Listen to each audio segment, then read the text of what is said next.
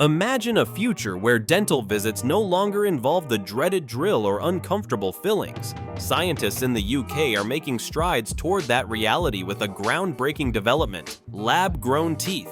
They've created a special material that mimics the way cells communicate in our bodies, allowing them to grow into actual tooth cells. This means that instead of enduring root canals or invasive implants, we could potentially replace damaged teeth with real, lab-grown ones made from our own cells. This innovative approach could revolutionize dental care, offering a more natural and less painful solution for tooth restoration.